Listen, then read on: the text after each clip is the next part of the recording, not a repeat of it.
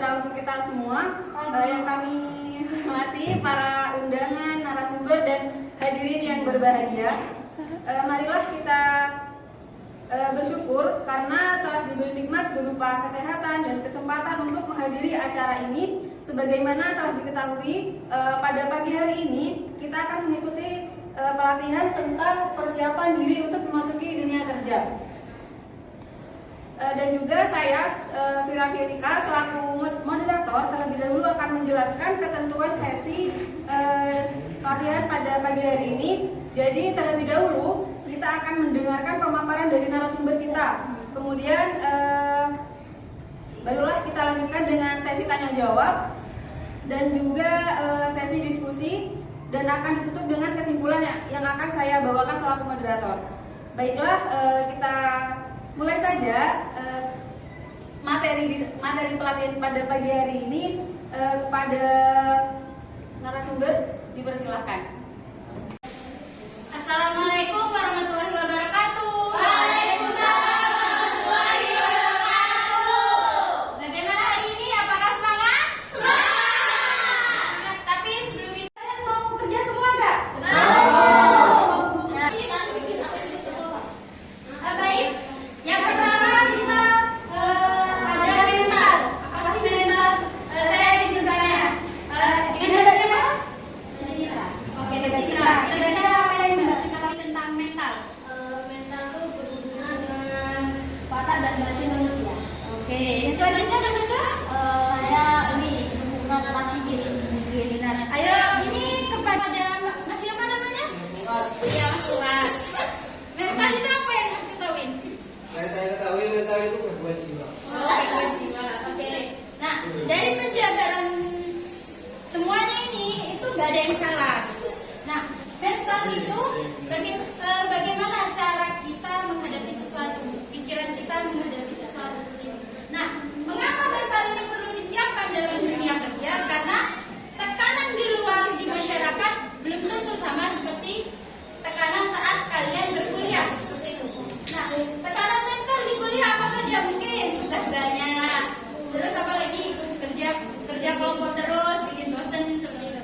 Nah, tapi ketika di dunia kerja, sifat orang itu semakin banyak ragamnya, sehingga kita perlu mempersiapkan psikis kita tentang bagaimana kita berhadapan dengan orang-orang yang ada di sekitar kita seperti itu. Mental di kehidupan kerja itu sangat berpengaruh terhadap kinerja yang akan kita hadapi, kinerja terhadap apa yang kita akan kinerja kita yang akan kita dapatkan di dunia kerja seperti itu. Kalau mental kita tidak sanggup gitu, pasti kebanyakan orang bakal resign. Karena apa? Karena tidak sesuai lingkungannya sehingga membuat tekanan terhadap diri kita sendiri. Yang kedua adalah mengenali diri. Apakah kalian sudah tahu kayak passionnya di mana gitu? Belum tahu? Belum. Atau kalian tahu ntar lagi setelah lulus mau kerja apa? Belum. Gak ada pandangan? Belum. Apa ada langsung nikah? Ya. Langsung nikah. Ketika kita masuk dunia kerja, kita harus mengenali diri. Misal kalian dari jurusan apa saja? Ayo. MD. Ya. Nah, seperti itu Mas, ada yang KPI itu biasanya jadi kuliah sehari-hari biasanya apa Mas? Tentang pertelevisian. Ya. Nah, otomatis kan jurusannya sejalan dengan seperti televisi, jadi reporter ataupun fotografi seperti itu. Nah, ketika kita belum mengenali diri, tiba-tiba masih jurusan KPI, tiba-tiba daftar di industri kimia, apakah nanti akan paham terhadap materi yang ada di perusahaan tersebut ketika terjun langsung ke sana? Kan mungkin tidak, karena apa? Passionnya itu sudah ada di yang berkaitan dengan KPI seperti itu. Terus ada yang juga MD. MD biasanya jadi apa yuk? Kerjanya jadi terus penyanyi. Nah seperti bisa kalian jadi terjun di masyarakat, bisa jadi penyuluh, manajemen dakwah karena berkaitan dengan sosial. Nah, ketika kita biasanya menjadi kegiatan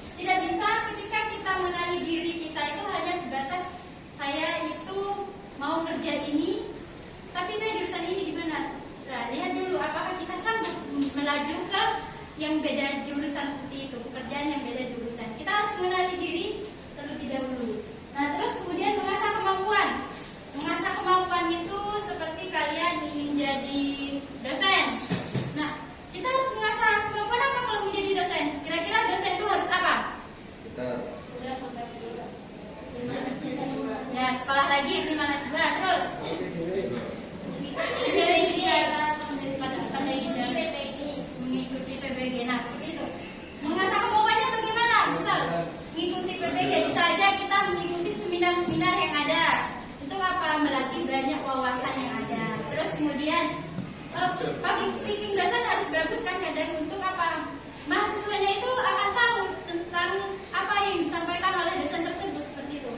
Nah, jadi mengasah kemampuan itu kita bisa lakukan, apalagi kan kalian masih internal, masih ada jangka untuk berproses seperti itu.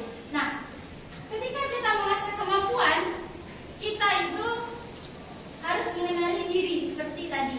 Kira-kira kemampuannya saya apa, yang harus ditingkatkan itu apa seperti itu. Misal pengen jadi copywriter, nah kita itu ya ikut aja les-les gitu, kayak bagaimana cara menulis yang baik atau cara membuat suatu skenario. Nah, selanjutnya adalah mengontrol emosi. Siapa di sini yang masih emosian kalau sama temennya? Aku. Nah, aku. Di dunia kerja itu emosi itu harus sangat diminimalisir. Kenapa? Dunia kerja itu kan berat ya, pasti tanggungannya juga berat, kerjaannya berat.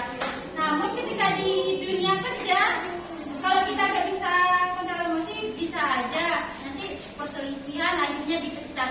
Kan kita nggak tahu. Nah, kita harus bisa belajar mengontrol emosi. Ya banyak-banyak sabar, tapi nggak sabar-sabar banget gitu tuh. Maksudnya itu gimana? Kita itu belajar lebih memahami orang lain, karena kita nggak tahu nanti kita di dunia kerja bakal ketemu sama orang yang seperti apa wataknya. Mungkin sekarang masih sesama teman kayak masih bisa dimaklumin oleh kita atau teman kita. Tapi ketika kita di dunia kerja, kita menghadapi ada atasan, bawahan, terus kayak klien. Ketika kita nggak bisa mengontrol emosi terhadap salah satu dari mereka, misal ke atasan gara-gara dikasih lembur banyak, kita nggak bisa mengontrol emosi.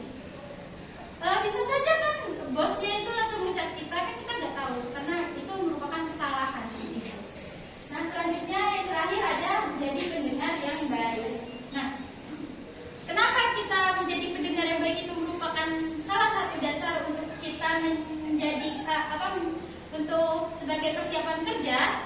Karena ketika kita mendengarkan hal-hal yang misal teman curhat didengerin atau sesama rekan kerja. Nah, kenapa? Kita itu gak bisa selamanya memendam apa yang kita rasakan kan? Kita juga butuh teman cerita akhirnya. Nah, jadi timbal balik, jadi teman cerita ke kita yang kita dengerin. Karena apa? Seperti lagi mental itu tidak dapat diprediksi kan ya. Ketika dia masuk dunia kerja, apakah mentalnya bisa down, apa bisa kayak naik gitu moodnya.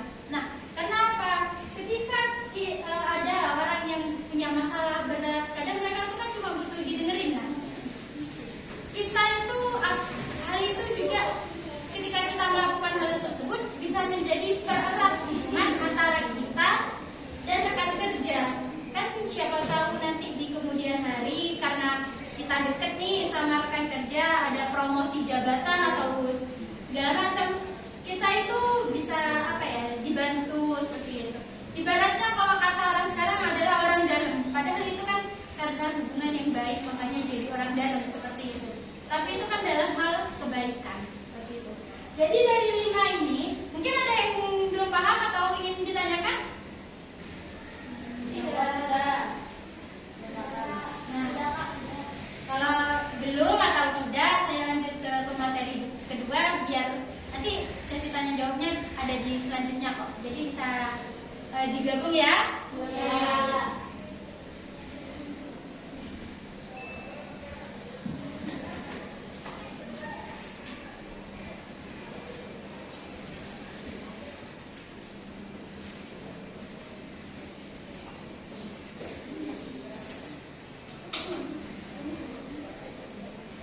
Oke, terima kasih untuk materi yang pertama.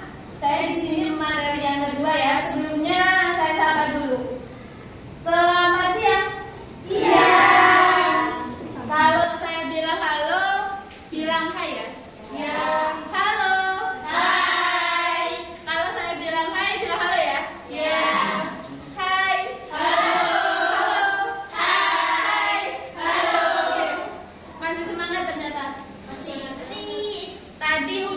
menjelaskan panjang lebar oleh Mbak Divanya ya.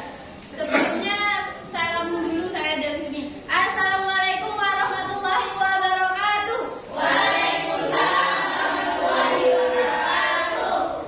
Oke, perkenalan dulu karena kalau tak kenal maka tak jadian. Oke, lanjut serius ya. Di sini saya akan menjelaskan. Oh ya, kenalan dulu deh. Perkenalkan nama saya In Sundosia, panggil saja In, dari Prodi Manajemen Dakwah. Oke, lanjut. Di sini ada kata-kata di sini sudah bisa dilihat ya, bahwasanya materi kita yaitu pembuatan CV yang menarik agar dilirik oleh rekruter. Oke. Ada yang tahu biasanya kalau menyerahkan CV kepada siapa? Siapa Mbak? Namanya dulu? Gak perlu malu-malu, gak apa-apa, harus percaya diri. Namanya siapa dulu? Iya. Oh, tepuk tangan dulu buat saya. Ya, jadi di sini tuh nanti kita menyerahkan CV ketika diwawancara itu kepada rekruter atau HRD. Kita lanjut Mbak. Pembuatan CV ini lebih mengarah ketika kita harus mengenal dirinya kita. Seperti yang dikatakan sama materi pertama tadi, bahwasanya ketika kita mengenal diri harus tahu potensi dan mau kemana nanti kita ini. Gitu. Lanjut yang pertama, membuat CV. Oh iya, sebelum itu ada yang tahu CV itu apa? Kurikulum. Apa Mbak? Siapa namanya? Siapa Mbak? Ayo. Kurikulum vitae. Dari Mbak siapa? Mbak Novita. Oke, tepuk tangan dulu Mbak. Oke, benar banget, kurikulum vitae atau riwayat hidup. Jadi nanti kita menuliskan hidupnya kita udah berapa tahun nih kira-kira. Itu apa aja yang kita alami. Nah, tapi sesuai ketentuannya ya guys. Jadi nomor 1 ini di sini ada buat CV singkat, padat dan jelas. Kalau saya rangkum itu, kita harus membuat CV yang ringkas, dapat dipahami, singkat, padat, padanan katanya sesuai, tidak bertele-tele dan jelas. Baik, yang akan saya tulis di sini. Biasanya yang pertama di dalam CV itu ada apa?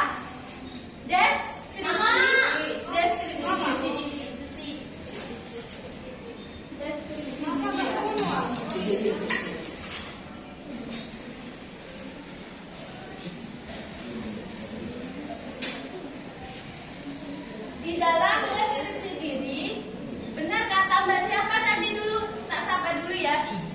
Mbak siapa tadi?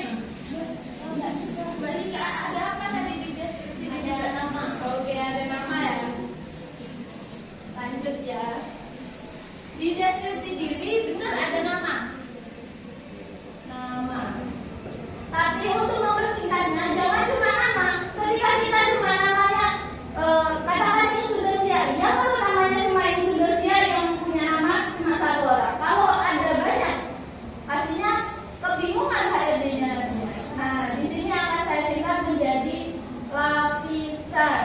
Jadi di sini deskripsi diri terdiri dari latar belakang,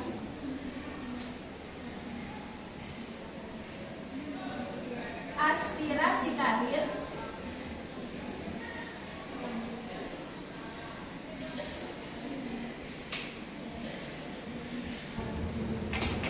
lapisan, dan juga ada kemampuan relevan.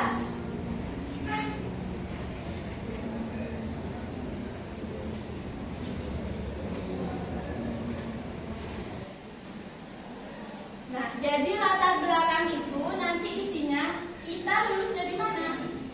Kita lulus dari mana? Aspirasi karir ini kita suka mendalami atau suka bidang apa? Kemampuannya ini. Kalau yang ini, skill apa yang kita miliki? Skill atau pengalaman?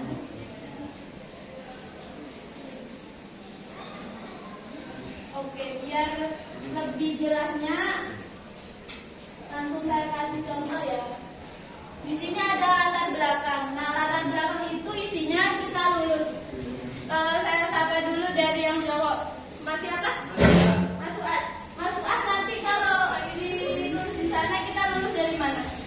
tadi. Oh ya, makasih ya. Ya. Baik, dulu lah guys, kita lalu dari manajemen, tapi harus spesifik ya. Kita dulu dari manajemen dakwah, fakultas dakwah, manajemen tahun sekian. Nah, lalu yang kedua, aspirasi karir. Aspirasi karir itu kita suka di bidang apa? Sebentar saya tanya ke yang jawab lagi ya. Namanya siapa Mas? Mas Tris. Kalau ditanya bidangnya suka apa? Oke, terima kasih ya. Oke.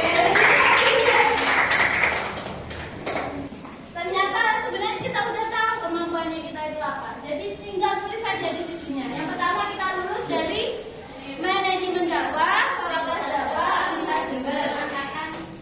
Ya, angkatan 2020. Lalu untuk aspirasi karir kita suka bidang apa? Dilanjutkan paragraf selanjutnya itu kita suka di bidang desain. Saya sedang mendalami bidang desain. Lalu untuk yang terakhir kemampuan atau skill pengalaman. Nah, pengalaman ini ketika kita sudah mampu nih mendalami bidang desain. Nah, pelatihan apa yang kita pernah lalui? Jadi isinya deskripsi diri itu meliputi 3 itu. Dia lebih singkat, padat dan jelas atau ringkas. Oke, ada yang bingung masih? Apa sudah jelas? Jelas ya. Lanjut ke yang kedua, mungkin di sini tidak terlalu panjang lebar karena nanti ada prakteknya ya. Yang kedua, cantumkan pengalaman yang relevan. Nah, pengalaman ini sama dengan deskripsi. Akan tetapi gimana Mbak kalau kita baru lulus, fresh graduate gitu. Nah, ini sering dialami oleh beberapa mahasiswa yang baru lulus. Saya nggak punya pengalaman nih, mungkin punya magang atau PKL. Tapi bagaimana dengan mahasiswa yang kupu-kupu kuliah pulang gitu? Mahasiswa kupu-kupu kuliah pulang.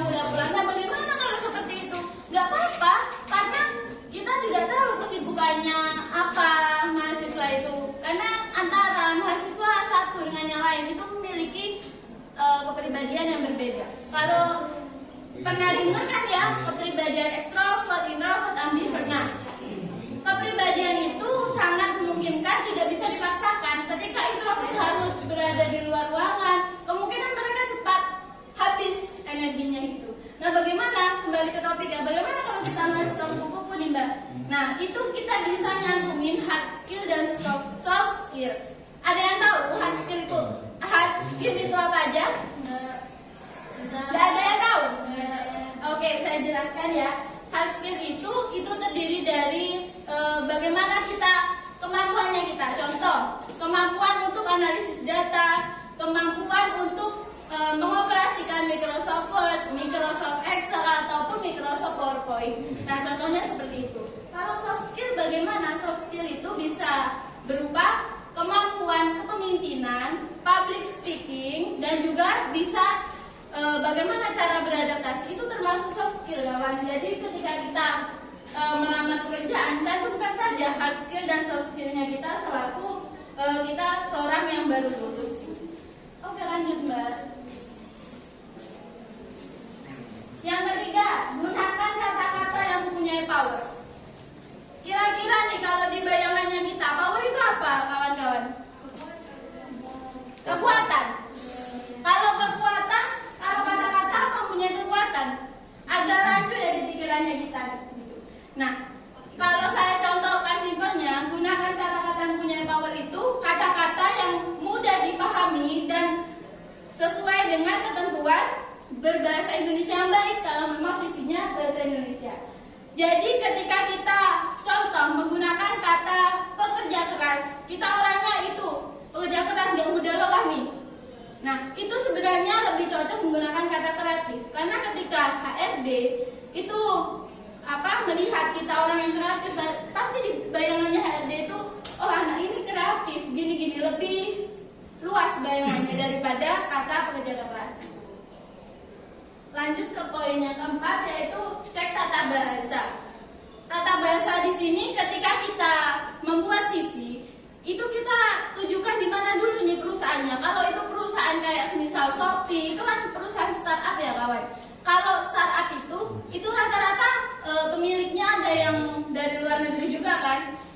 kita kalau memang tujuannya kita melamar di bidang apa dulu ini? Kalau di bidang pemasaran atau marketing, kita bisa menggunakan bahasa Inggris lamarannya itu. Tapi walaupun itu entah bahasa Inggris, bahasa asing yang lainnya atau bahasa Indonesia, hal yang perlu kita perhatikan yaitu grammar, jangan sampai ada typo. Contoh, simple ini contohnya. Ketika kita menulis kata sekretaris, yang benar apa ini kira-kira? Saya tanya ke kalau kata sekretaris tulisannya benar gimana Mbak? Menurut Mbaknya? Sekretaris. Namanya siapa? Mbak Iva. Tepuk tangan. Oke. Dari penjelasannya Mbak Iva udah benar nih Mbaknya, sekretaris. Tapi kebanyakan ada yang menuliskan kata sekretaris itu dengan sekretaris. Padahal yang benar itu sekretaris, S-E-K-R-E. Oke, itu walaupun simple, itu bisa mempengaruhi bagaimana kita nanti dilirik oleh HRD untuk menerima lamarannya kita. Lamaran pekerjaan ya, Rek, bukan lamaran yang lain. Oke, lanjut ke poin kelima, yakni pakai font profesional. Font aja kok ada yang profesional? Iya dong, harus. Soalnya pakai font profesional itu kita bisa menggunakan font yang biasa kita gunakan. Biasanya kita menggunakan font apa? Roman, Calibri, yang lain?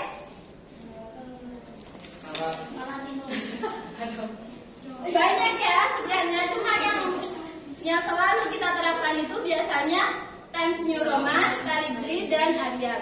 Nah, karena 3 jenis font ini merupakan font yang jelas dan mudah dibaca. Ketika kita menggunakan font yang Latin, kira-kira HRD-nya bingung nggak? Bingung ya pastinya, ini tulisan apa? Jangankan dibaca, dilirik aja udah dilempar dari itu lamaran pekerjaannya. Katakan seperti itu ya. Lalu ketika pakai font profesional juga ada ukurannya kawan. Ukurannya itu antara rentang 10 sampai 12. Jadi jangan sampai yang besar-besar. Ini kayak apa mau buat anak TK atau apa ya? Kalau kekecilan nanti HRD-nya kalau yang rabun gimana guys? Kan kasihan ya. Oke lanjut Mbak. Oke yang keenam yaitu cantumkan kontak yang aktif. Selain deskripsi diri sebenarnya banyak. Cuma nanti kita langsung praktek aja. Di sini cantumkan kontak yang aktif. Kalian punya WA semua kan? Iya. Punya? Yang nggak punya, udah berarti ya. Iya nggak sih? Ya. Iya lanjut.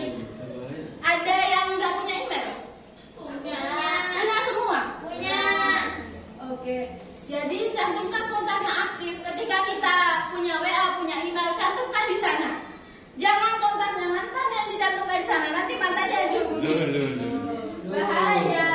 Lalu ketika kita mencantumkan kontaknya ini untuk email, usahakan dengan nama sendiri. Jangan dengan nama semisal aku ganteng, aku cantik. Loh ini punya siapa? Namanya siapa ini emailnya kok seperti ini? Ada yang perlu diperhatikan lagi. Ketika kita mencantumkan email, jangan sampai mencantumkan email yang penyimpanannya penuh. Pasti dah mahasiswa penyimpanannya penuh, banyak foto, banyak video, banyak tugas. Ketika kita mencantumkan email yang penuh itu, nanti kontak masuknya nggak keluar nanti guys. Jadi tindak lanjut dari lamarannya kita itu kita nggak tahu informasinya gitu.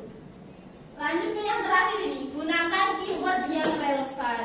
Jadi contoh keyword ini skill yang sesuai dengan yang kita lamar. Contoh lagi ya, dalam bidang sekretaris nih, kita pengen jadi sekretaris. Nah, kita itu harus mencantumkan keyword yang sesuai. 1. Sekretaris itu butuh orang yang seperti apa?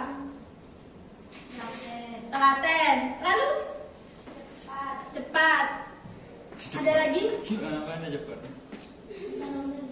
Bisa nulis pastinya ya. Bisa mengoperasikan prosedur dan Ya benar banget. Nah, itu skill tadi kita skillnya kan ada banyak ya. Ada 2 deh. Tadi itu ada soft skill dan hard skill. Salah satunya disebutkan oleh para peserta ini ya, yang hebat banget. Lalu ketika soft skill dan hard skill ini itu kita keyword kita cantumkan dalam CV-nya kita di bagian bawah itu. Keyword ini juga berupa ketika kita membuat CV lalu kita upload di aplikasi LinkedIn. Ada yang tahu aplikasi itu? Tahu. Nah, itu kan bisa buat branding dirinya kita ya, personal branding. Kita sudah buat CV nih, itu bisa kita upload di sana. Keywordnya bisa berupa yang relevan dengan posisi yang kita lamar. Misal kita kan mau lamar sekretaris, bisa juga yang relevan itu arsiparis, koresponden, terus apa lagi? Public speaker dan lain-lain. Oke, mungkin itu saja dari saya. Nantinya kita akan dipandu oleh mentor hebat kita ketika kita praktek ya kawan. Oke, saya serahkan kepada moderator. Sekian dari saya. Wassalamualaikum warahmatullahi wabarakatuh. Waalaikumsalam warahmatullahi wabarakatuh. Tadi telah disampaikan oleh narasumber kita. Apakah dari audien ada yang ingin bertanya? Dipersilahkan. Boleh dengan Mbak siapa? Mbak Ika Satyana Swadari. Mbak Nika mau tanya apa nih? Saya ingin bertanya kepada moderator, kepada pemateri. Kepada materi. Pertanyaannya, apa rekomendasi membuat CV yang baik dan benar agar dilirik oleh HRD? Terima kasih. Oke, terima kasih Mbak Nika pertanyaannya. Jadi pertanyaan dari Mbak Nika yakni bagaimana membuat rekomendasi untuk membuat CV yang menarik. Oke, untuk lanjut menjawab atau langsung menjawab? Oke, pertanyaan dari Mbak Nika akan dijawab oleh salah satu narasumber dari kita. Dipersilakan. Itu pertanyaannya, rekomendasi apa aplikasi atau bagaimana cara membuat CV yang menarik? Ada Mbak namanya website itu, bentar saya tulis ya. Namanya ini bukan di endorse sama websitenya ya, guys. Jadi kita murni merekomendasikan aplikasi atau website ini karena mudah digunakan. Nantinya kita juga kemungkinan memakai website ini. Untuk bagaimana membuat CV yang menarik, itu bisa disesuaikan dengan yang 7 tips tadi. Seperti itu. Mungkin itu saja. Bagaimana Mbak Nika, apakah paham yang sudah dijelaskan oleh narasumber kita tadi? Paham. Oke, baiklah. Karena sesi diskusi sudah dilaksanakan, marilah kita selanjutnya untuk praktek membuat CV dan akan dipandu oleh mentor kita. Dipersilakan Mbak Mutia. Nah, teman-teman, halo semuanya. Di sini saya adalah mentor pada pembuatan CV. Nah, untuk teman-teman, dalam tadi sudah dijelaskan materi bagaimana cara membuat CV yang baik dan menarik. Nah, kita langsung saja praktek. Nah, teman-teman udah nyambung wifi semua? Udah.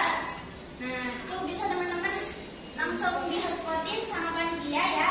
Nah, nanti teman-teman langsung ngeklik rekomendasi yang sudah disarankan oleh materi, yaitu Kick Resume. Jadi teman-teman bisa langsung ngeklik itu dan buat CV, dan nanti salah satunya akan ditampilkan di depan.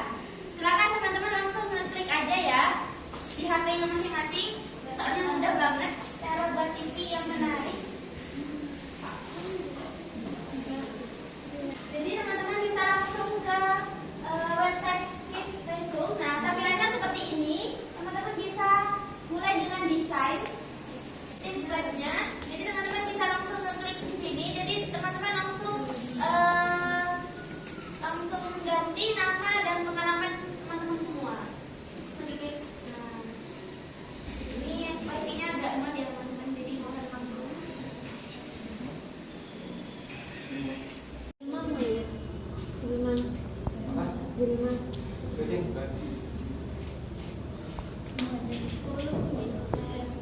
Langsung diklik edit.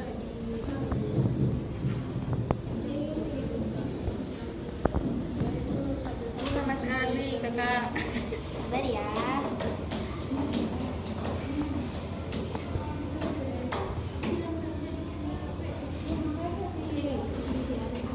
Ini langsung diedit aja. Dari namanya terus pengalamannya sesuai dengan lapisan. yang tadi sudah dijelaskan oleh pemateri. Ya, Oh, jadi template-nya udah ini. ya. Oke, terima kasih.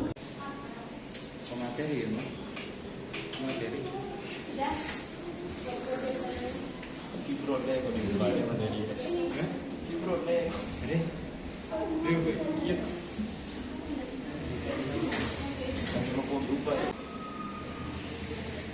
Nah, berikut contoh dari CV materi itu langsung diklik di Cake Resume. Di sini ada pemateri yaitu tadi Mbak Iin Sundosia. Nah, langsung saja dilihat aja ya teman-teman. Contohnya seperti apa membuat CV yang baik dan menarik. Nah, seperti ini. Jadi di sini menjelaskan pernah berpengalaman apa ya? Melakukan apa? Seperti di sini Mbak Iin sudah melakukan praktek kerja industri sewaktu kelas 2 sekolah kelas 2 di SMK Pediatri 1 Gili Banyuwangi. Nah, di sini di Mbak Iin sudah menjelaskan pernah mendapat tawaran dari supervisor di PT Asdo Indonesia Ferry sebagai admin loket di koperasi milik perusahaan Asdo. Di sini juga menjelaskan lokasinya di mana, ada sebagai apa, sebagai mahasiswa dan di koperasi mana, seperti itu. Baik, teman-teman sekalian, setelah mentor tadi melakukan praktek pembuatan CV dan pada sesi penutup pada hari ini, saya selaku moderator menyimpulkan bahwa jadi persiapan kita untuk memasuki dunia kerja itu yang terutama yang telah dijelaskan oleh narasumber tadi, yakni salah satunya ini mental. Nah, dan di dunia kerja dan dengan sejuta lowongan dan sebanding dengan banyaknya pelamar, persaingan antar pelamar pun terjadi. Dan dari yang belum mempunyai pengalaman hingga banyaknya pengalaman dan salah satu penentu pihak perusahaan tertarik dengan pelamar kerja, yakni dimulai dengan lembar kurikulum vitae. Nah, maka dari itu diperlukannya pelatihan membuat kurikulum vitae yang menarik dan penuh makna agar CV kita tetap dilirik oleh HRD. Sekian yang saya ucapkan terima kasih kepada seluruh teman-teman pelatihan pada pagi hari ini. Semoga pelatihan kita pada pagi hari ini mendapatkan manfaat bagi kita semua. Sekian dari saya. Wassalamualaikum warahmatullahi wabarakatuh. Waalaikumsalam.